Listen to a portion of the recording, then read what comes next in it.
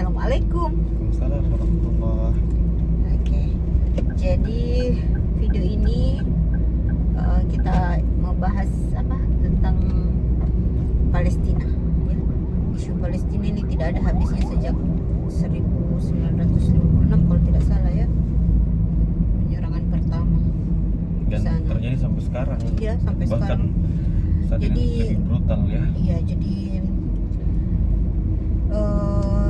sepanjang sejarah pembantaian satu suku atau satu kaum itu yang paling sadis, yang paling terpampang nyata, yang tidak ada habisnya, yang bukan hanya sejarah karena disaksikan begitu, bukan hanya cerita dari buku sejarah itu ya, Palestina begitu. Nah, jadi saya tanya ini beberapa pertanyaan di ChatGPT tentang yang berhubungan dengan Palestina. Yang pertama, apa yang paling menyentuh hatimu saat melihat atau mendengar tentang kondisi di Palestina? Oke, kalau kita bicara soal Palestina kan itu terlalu banyak hal yang bisa kita diskusikan di sana dan terlalu banyak bahasan yang harusnya bisa menjadi penggerak dan gertakan bagi kita yang saat ini hidup dalam kondisi yang adem-adem aja kayak gini kan gitu. Nah, kalau di Palestina saat ini kita bisa melihat bagaimana fakta yang terjadi. Sudah berpuluh-puluh ribu masyarakat, bahkan ratusan ribu masyarakat yang terbunuh dengan kondisi yang sangat sadis ya. Pembiaran yang dilakukan oleh sebagian besar, saya katakan dalam tanda kutip pembiaran, karena seandainya itu tidak dibiarkan maka tentu ada tindakan tegas daripada kaum muslimin yang lain. Tapi kan faktanya sekarang nggak ada kan, dan itu dalam tanda kutip bisa kan dikatakan membiarkan saudara-saudara kita seperti itu. Bahkan kalau kita melihat sekarang atau ingin berharap ya, kalau saat ini ada orang yang ingin berharap dengan Badan Hukum Internasional, sebetulnya misalnya PBB itu ingin memberikan bantuan terhadap masalah yang ada di sana, tentu kan kita tidak berharap lagi kenapa pembiaran itu juga terjadi di bahkan Badan Hukum Internasional tanpa melakukan penegasan terhadap kejadian yang dilakukan oleh kaum Zionis Israel terhadap saudara-saudara kita di sana. Jadi itu yang terjadi, dan itu yang betul-betul sikap kaum muslimin, sikap Badan Internasional, hukum internasional terkait dari masalah itu kan betul-betul membuat kita itu teriris hati kita ya, karena tidak ada tindakan tegas terkait dari apa yang dilakukan oleh Zionis Israel yang ada di sana seperti itu.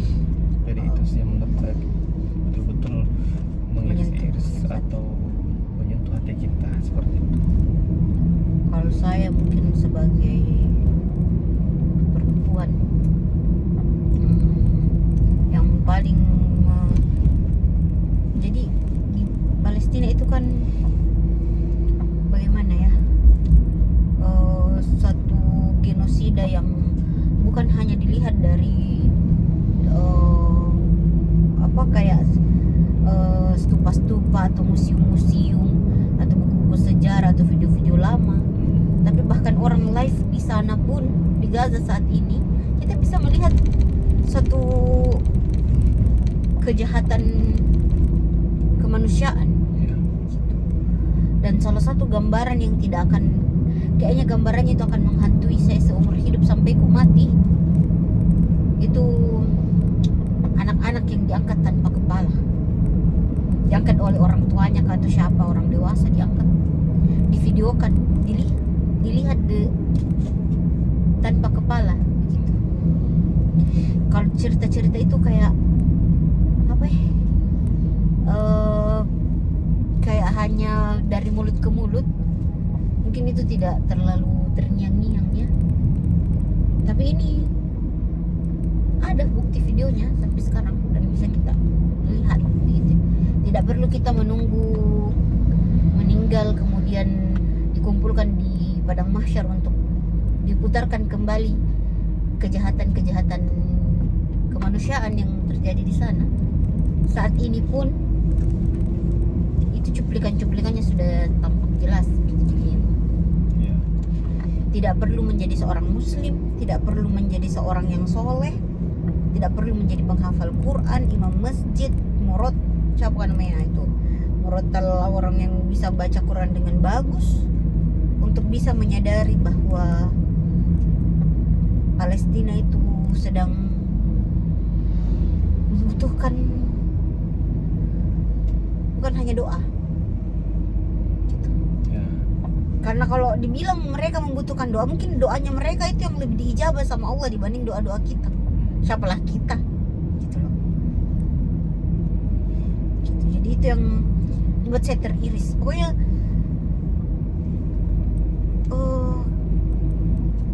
apa ya, mereka itu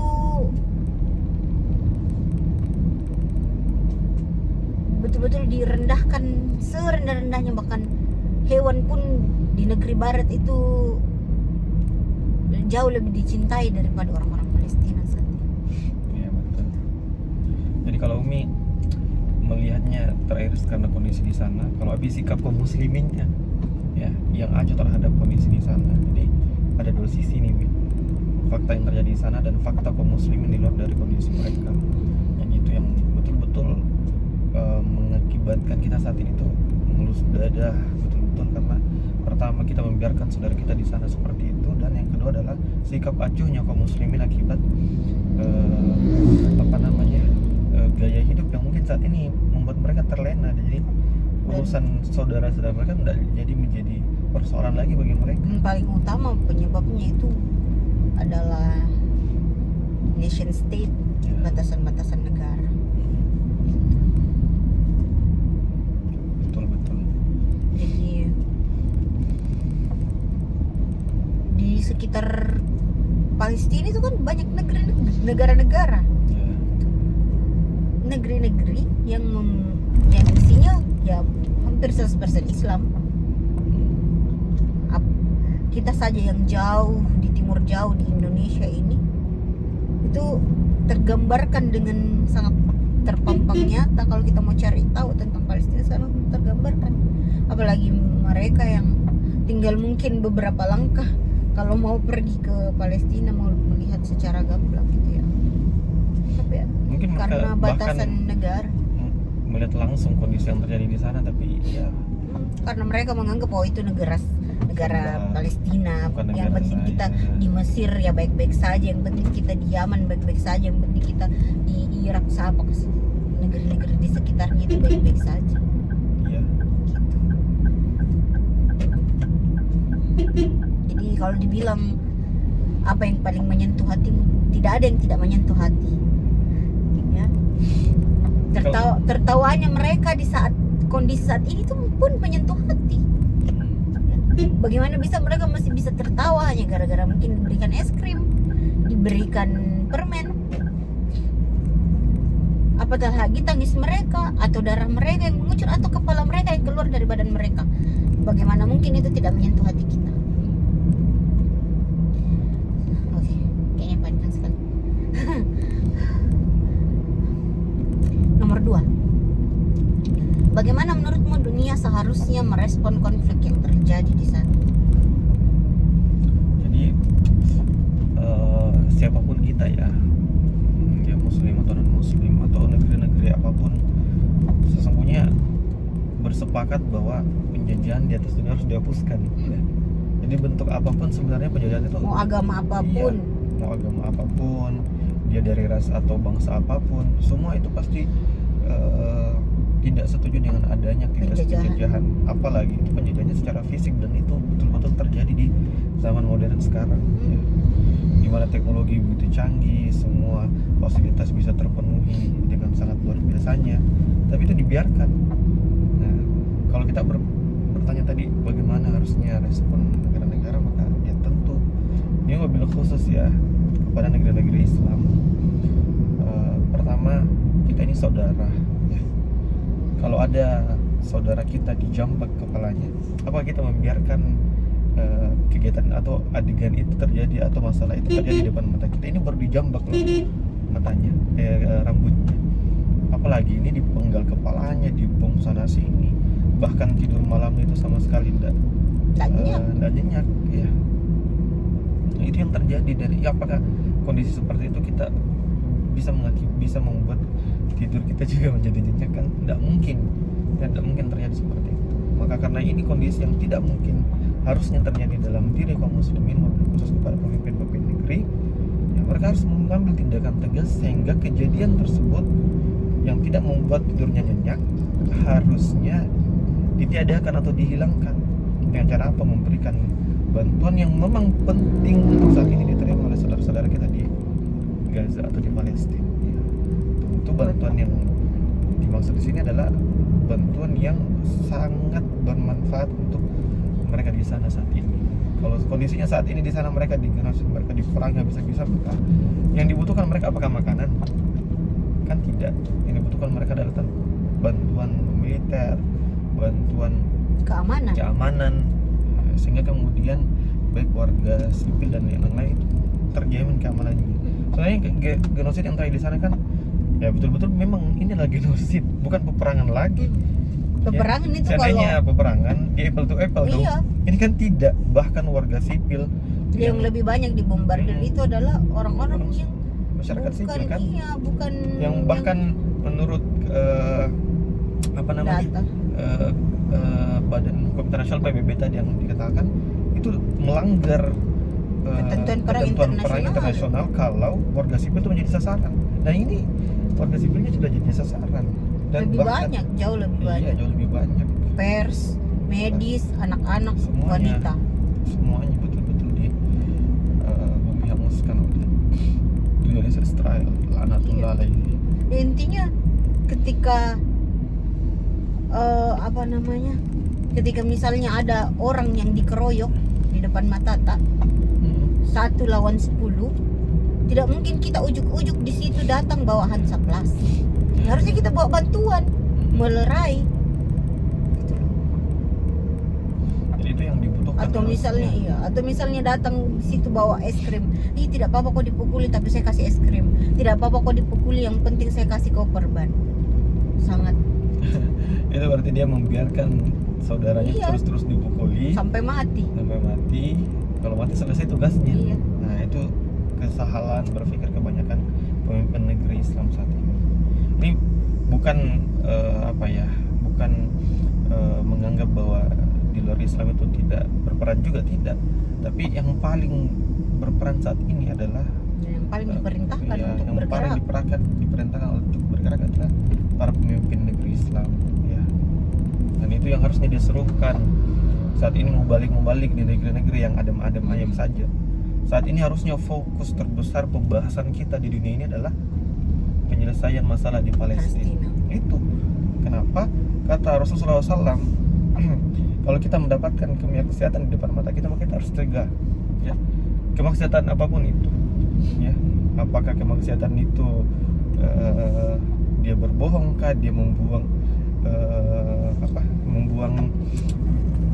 duri di jalan kah? Nah, itu yang dikatakan Rasul kemaksiatan yang paling kecil. Apalagi membunuh, kata Rasul, itu kemaksiatan yang sangat besar. 1 nyawa, kata Rasulullah SAW, diri kaum muslimin itu jauh lebih dihargai ketimbang Ka'bah itu runtuh. Ini bukan lagi 1-2 nyawa, bahkan ribuan nyawa, dan itu dibiarkan terjadi seperti itu.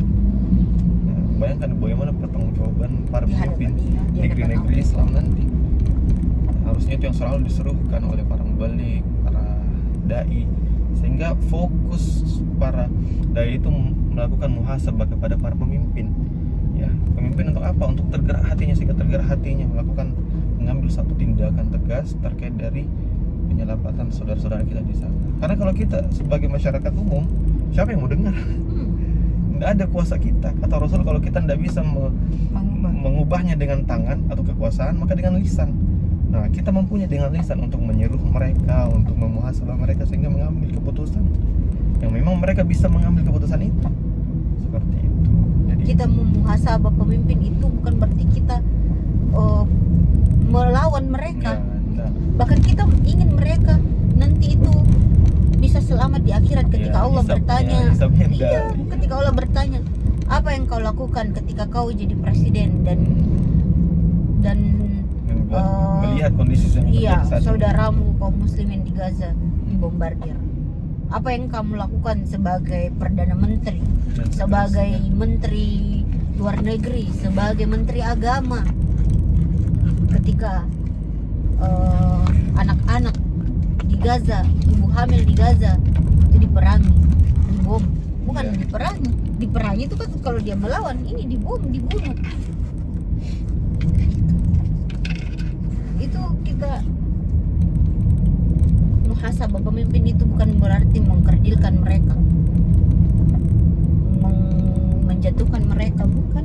Iya. Kan dalam Al-Quran kan dijelaskan kalau menolong kalian dalam kebaikan. Jadi ini kan bentuk kita memuhasabah mereka supaya mereka juga kan punya kekuasaan untuk itu, punya kekuatan untuk itu.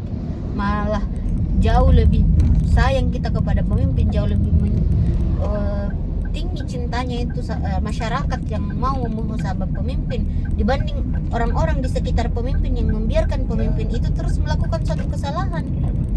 Yang iya terus, oh iya bagus, oh iya silakan, oh iya lakukan. Padahal mereka sedang menjerumuskan pemimpin itu. Iya.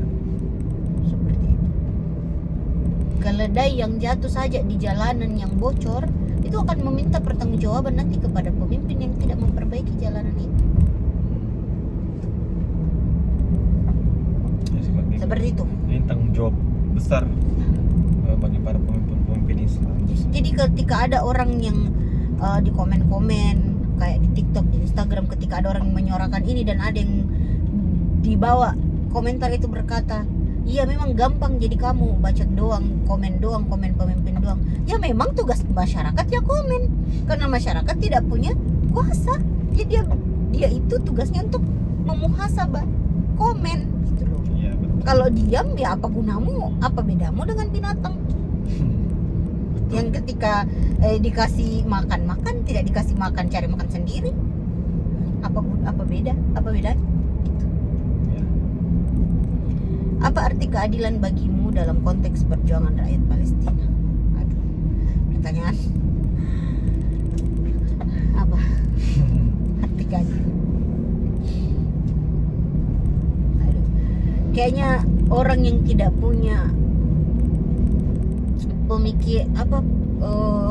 bukan apa sih namanya itu, ilmu pengetahuan yang mumpuni pun itu bisa melihat bagaimana ketidakadilan itu sangat jelas terpampang nyata Ya. dalam kondisi saat ini.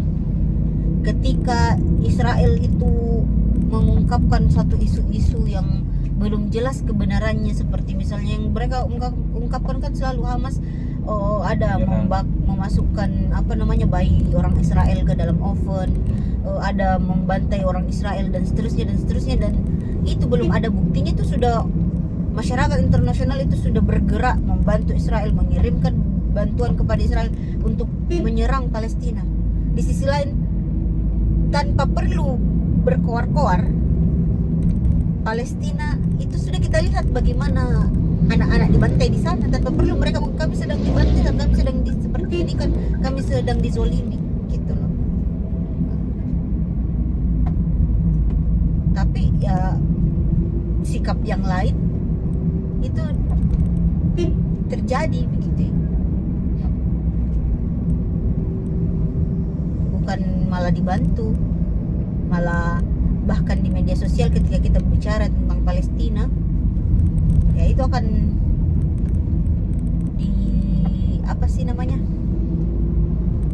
diblokir gitu postingan kita. Jadi Iya betul. keadilan seperti apa yang dimaksud?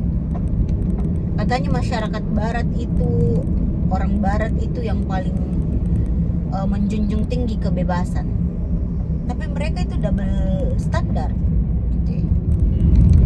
Bahkan barusan ada video ketika ada seorang bapak yang pergi ke Kanada untuk menonton pertandingan anaknya dan memakai keffiyah itu yang kota-kota yang Palestina itu, dia dilarang, disuruh lepaskan, padahal itu tidak ada lambang Palestina sama sekali gitu. Di sisi lain di tempat itu tuh banyak bendera-bendera Israel. Jadi kebebasan yang seperti apa, keadilan yang seperti apa yang dimaksud gitu.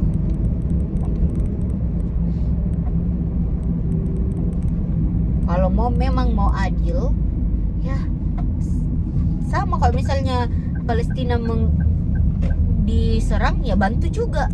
Ya kalau Israel memang merasa dia diserang ya terserah kalian mau bantu atau tidak. Gitu. Buktinya sekarang ketika orang mau mengirim bantuan ke Palestina kan ditutup, dihalang-halangi. Jalannya nggak boleh. Jadi kayaknya kata keadilan itu kata yang mungkin sangat asing dan sangat sulit diwujudkan di sana dan mungkin itu adalah kalau kita bicara keadilan kepada orang-orang Palestina mungkin mereka hanya akan kayak cuy apa itu kami tidak pernah merasakannya gitu. Yang selanjutnya, kalau kamu berada di posisi mereka, menurutmu apa yang paling kamu rindukan dalam hidup yang damai?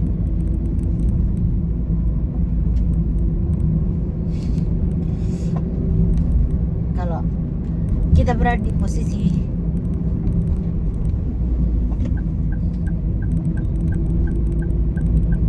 mereka,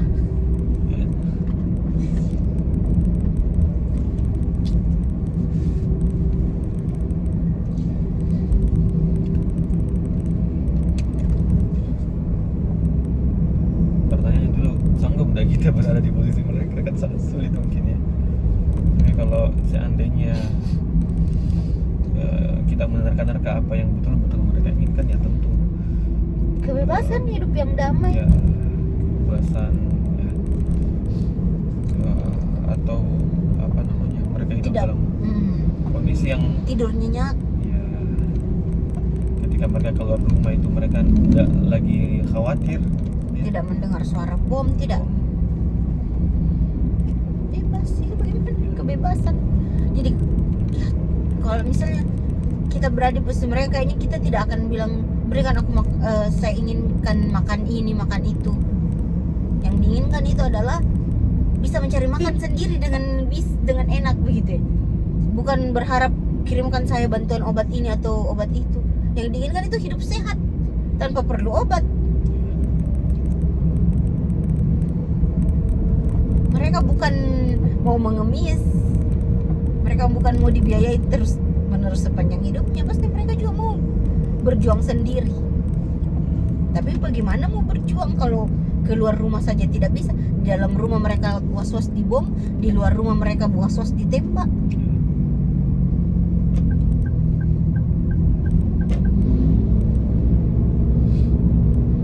Jadi, dan mungkin juga Allah tidak menempatkan kita sebagai orang Palestina karena Allah tahu kita tidak sanggup. Seperti itu. Bagaimana peran media membentuk pandanganmu tentang konflik Palestina?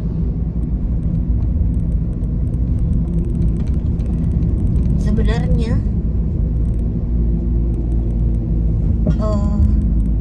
ya media memang berperan, tapi di masa-masa saat ini yang mana informasi itu kayak banjir dari mana saja, sepertinya kita bisa memilah-milah, memfilter, bisa kita jadikan sebagai sumber acuan informasi kita. Mungkin di masa-masa beberapa tahun yang lalu, ketika misalnya informasi itu tidak terlalu banyak dan mungkin hanya dari satu corong, kita itu gampang dipengaruhi begitu ya. Dikatakan oh si ini itu teroris dari negeri Islam, si ini itu teroris dari negeri Islam. Di Indonesia itu banyak teroris-teroris yang suka bom bunuh diri dari kelompok-kelompok Islam. Mungkin kita gampang percaya pada masa-masa itu. Tapi saat ini itu kita di dalam tempurung kalau masih mau mempercayai propaganda media. Harusnya lebih dewasa menyikapi kondisi seperti itu. Jadi perannya saat ini itu ya tidak sebesar dulu kalau kita mau mencari kebenaran itu, kecuali kita hanya mau disuap. Toh sekarang banyak orang-orang yang mungkin biarpun dia bukan orang Muslim, mereka paham tentang propaganda propaganda orang-orang jahat dan bisa tahu gitu. Kemudian kalau saya sekarang tuh berpikir Kak, tidak perlu menjelaskan kebenaran kebaikan Islam atau kebenaran kebaikan diri kita kepada orang begitu. Karena orang-orang yang memang hanya ada kebencian di dalam hatinya, mau terpampang nyata seperti apapun kebenaran itu di depan matanya, dia tidak akan ada sebersih pun rasa suka sama kita. Begitupun dengan Palestina gitu. Kalau dia ada cuma meninggikan rasa tidak sukanya di dalam hatinya, kebenaran tidak akan sampai di dalam kepala dan hatinya gitu. Jadi terserah media mau bilang apa, kalau kita memang mau mencari kebenaran, ya kebenaran itu akan datang sendiri dan kita bisa lihat sendiri gitu. Jadi seperti itu yang perlu kita tanamkan, bukan selalu mengikuti bagaimana siaran yang diungkapkan sama media gitu. Tapi bagaimana kita mengedukasi diri kita sendiri tentang kebenaran, bukan sesuatu yang hanya ingin kita tahu, bukan sesuatu kayak mau terlihat Israel harus terlihat bagus terus, Palestina harus terlihat buruk terus, tidak seperti itu. Tapi kita harus, yang dicari itu adalah kebenaran, bukan pembenaran gitu. Bagaimana? Pernahkah kamu merasa tak berdaya melihat penderitaan mereka? Apa yang biasanya kamu lakukan? Bukan pernah lagi.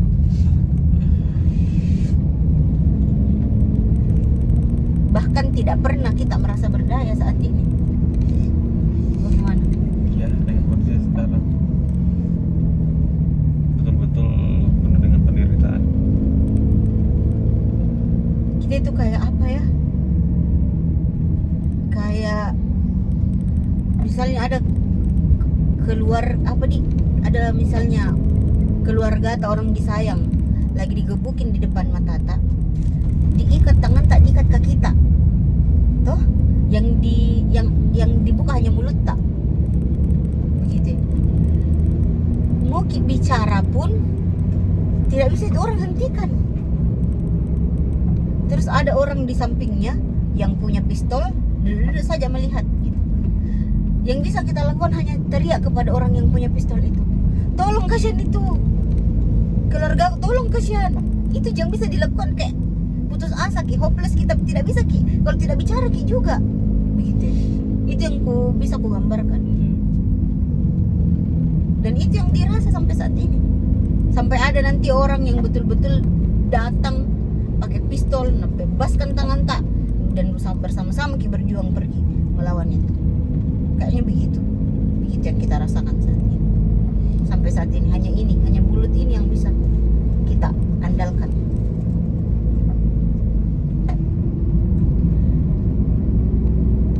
Ya walaupun ya kita juga menyumbang, tapi seberapa banyak sih yang bisa kita sumbang?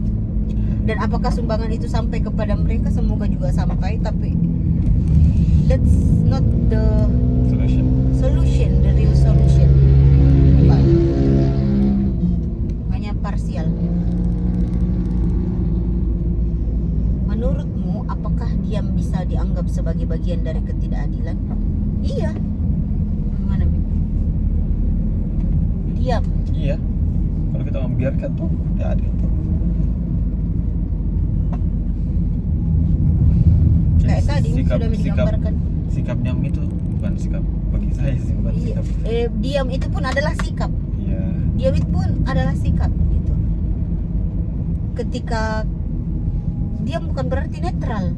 Kan orang biasa menyamartikan diam itu berarti netral. Netral kok tidak bisa.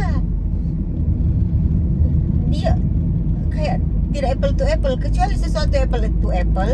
Misalnya si A pakai kayu, si B pakai kayu, baru baku pukul ya, terus badannya sama besar, umurnya sama besar, kemampuannya sama besar, ya kita bersikap netral dengan diam, biarkan mereka baku pukul, ya itu that's netral.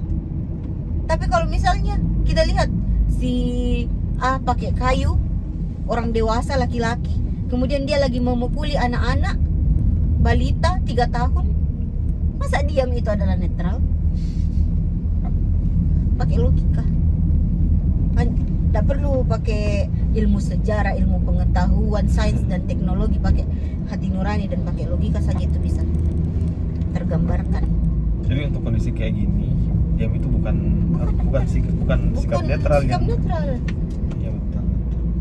Diam itu berarti kau membela orang yang lagi membantai.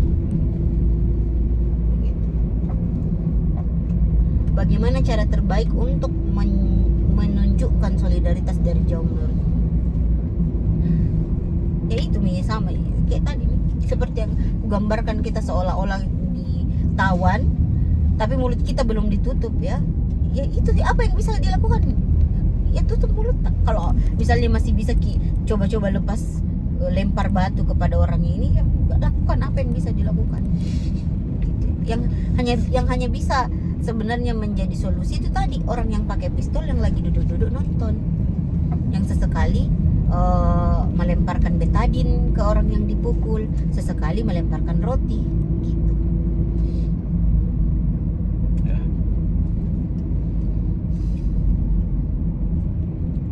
Apa yang bisa kita pelajari dari ketabahan rakyat Palestina dalam menghadapi penderitaan? Siapa yang tabah? Aduh. Soalnya sekarang apakah mereka tabah? Kan tidak. Mereka selalu bersuara untuk didatangkan Mereka bantuan, berjuang. Tidak ada. Masa ketika kita dipukul, ketika ini disuruh sabar ya, tabah ya. Aduh. Itu bukan solusi. Aduh, itu namanya bunuh diri. Biarkan itu mereka. Bahkan itu yang tadi ku bilang, ada seorang syekh ya, yang kita anggap itu syekh yang Masya Allah ilmu Al-Qurannya. Dia mengungkapkan bahwa sebagai rakyat biasa kita hanya cuma bisa berdoa, dan kita serahkan semua keputusan terkait genosida di Palestina kepada pemimpin kita. Bukankah itu perkataan yang sangat menyakitkan hati mereka? Perintah di dalam Al-Quran untuk ikut merasakan sakit ketika satu kaum muslimin itu disakiti. Bukan hanya perintah itu hanya ditujukan kepada orang yang memiliki kekuasaan, dalam hal ini pemerintah. Kita sebagai rakyat biasa pun itu punya kewajiban untuk merasakan yang sama, hal yang sama, dan bereaksi juga. Begitu. Reaksi kita terhadap satu masalah itu tidak bisa diwakilkan oleh orang lain. Mau dia pemimpin, mau dia presiden, mau dia raja, mau dia kaisar, apa segala macam. Karena kita akan mempertanggungjawabkan masing-masing diri kita di hadapan Allah. Masa ketika kita di hadapan Allah nanti ketika ditanya apa yang kau lakukan di Palestina, oh saya berdoa, saya menyerahkan semuanya itu kepada pemimpin saya. Bahkan ada seorang Palestina yang sangat kecewa dengan pernyataan tersebut dan mengatakan bahwa ya Allah, saat ini kami sudah tidak berharap lagi kepada kaum muslimin. Saat ini kami berharap untuk dibebaskan kepada teman-teman kami orang kafir, orang Korea, orang Cina, orang siapapun itu. Bahkan kepada orang-orang jika ada di luar angkasa, orang-orang yang menempati planet Mars, Venus, Merkurius jika ada. Karena kaum muslimin saat ini tuh hanya mendoakan kami. Tidak ada tindakan. Buat apa lagi kami mengharapkan bantuan dari mereka? Bukankah itu tamparan yang sangat keras harusnya kepada kita? Bahkan di akhir katanya dia bilang, biarlah orang kafir itu ketika di dalam Al-Quran dikatakan tidak dirahmati oleh Allah, tidak akan diampuni oleh Allah, tapi kami ingin meminta bantuan kepada mereka, karena hanya mereka mungkin yang bisa bantukan.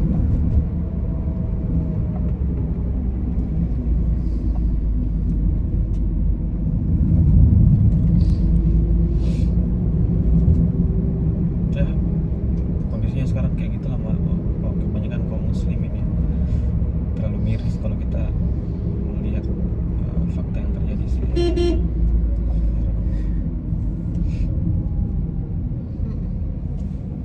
Sangat sulit membayangkannya kayak gitu.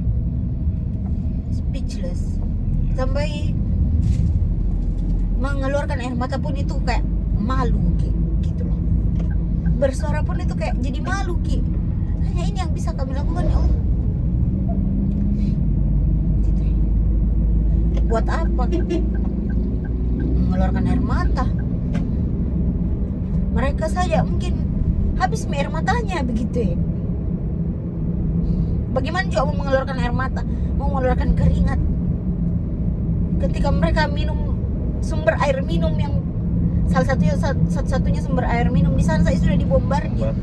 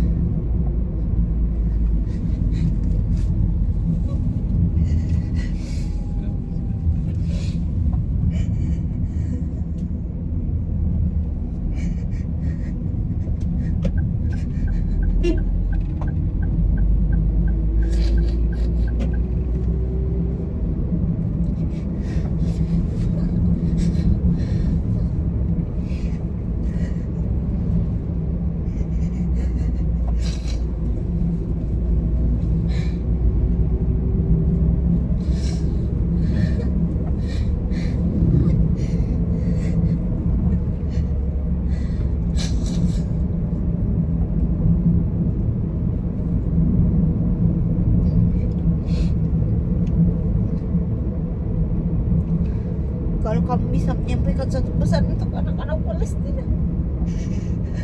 apa yang akan kamu lakukan?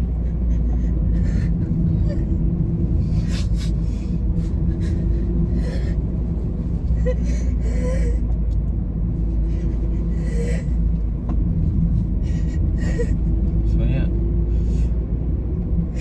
pesan untuk mereka itu enggak apa ya, Harusnya mereka yang menyampaikan pesan ke kita. enggak berarti. Kalau untuk mereka yang perlu diberikan pesan adalah ya, Kita kitanya. harusnya mereka yang memberikan pesan ke kita, ke kami, bukan kami yang memberikan pesan ke mereka. Mereka sampai saat ini mempertahankan keimanannya saja itu sudah sangat luar biasa. Iya. Bahkan ketika mereka meninggalkan agamanya pun itu menurutku kayak apa sih, menurut pikiran manusiawiku itu kayak wajar. Ketika mereka lalai di dalam agama pun itu mereka wajar saat ini. Karena mereka tidak merasakan keadilan di dunia. Mereka mempertahankan Islam dalam hatinya itu sudah sangat luar biasa saat ini. Jadi buat apa lagi kita mau kasih pesan-pesan kepada mereka? Yang harusnya diberikan pesan ya kita ini orang yang di luar mereka. Supaya apa? Supaya tergerak hati kita ke mereka. Iya. Jadi begitu. Mudah-mudahan para pemimpin kaum muslimin sadarlah yang kondisi sekarang saat ini yang dialami mereka. Iya. Soalnya kita tidak bisa berbuat apapun kalau tidak ada Suatu lembaga iya, yang bisa melawan lembaga yang membackingi Israel. Tidak bisa. Kalau kayak yayasan-yayasan lah, apalagi individu mau pergi ke sana, mau membela siapa ki? Kita harus punya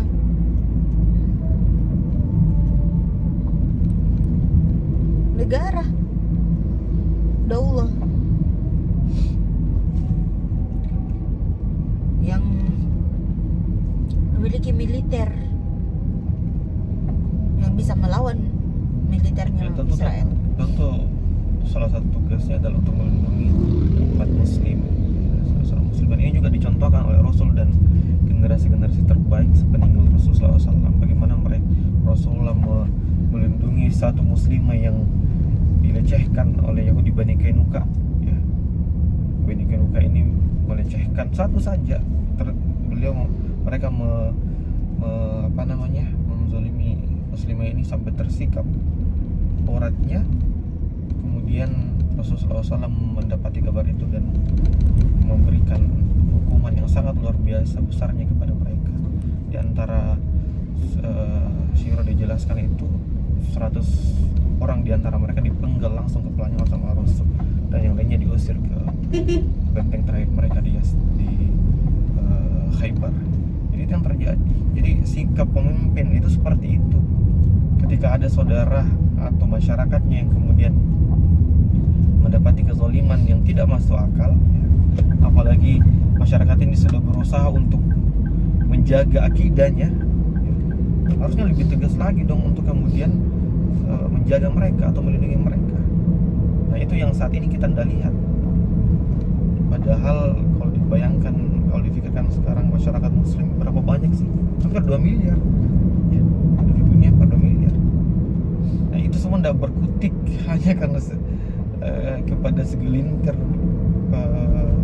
prajurit atau tentara Israel, atau malah itu yang betul-betul harus menjadi tamparan bagi semua pemimpin kaum muslimin, sehingga mereka mengambil sikap seperti apa yang dicontohkan Rasul dan para sahabat. Bukankah kita senantiasa mengatakan Rasulullah menjadi suri teladan kita? Suri teladan yang mana yang kita mau ambil dalam kondisi seperti ini? Tentu dengan sikap yang kemudian pernah dicontohkan oleh Rasul, seperti itu.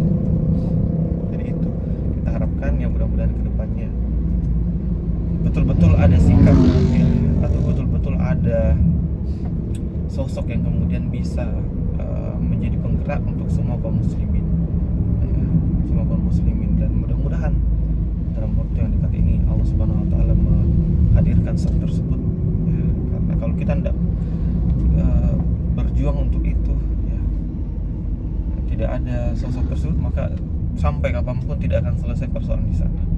Mungkin sampai habis masyarakat di sana kalau dibiarkan terus seperti ini, ya, tanpa ada tindakan tegas daripada pemimpin kaum muslimin, seperti itu. Walaupun kita masyarakat biasa, kita harus menentukan ada di sisi mana kita di dalam sejarah. Walaupun bicara ini tidak bisa menghentikan Israel saat itu juga, mungkin kita bisa seperti semut-semut Ibrahim yang bergotong royong, walaupun dia semut, tapi dia menentukan ada di sisi mana dia di dalam sejarah. Karena kita tidak, walaupun kita tidak mau dikenang nanti oleh anak cucu kita berada di sisi orang-orang yang membela Israel atau orang-orang munafik yang diam ketika Palestina dibombardir.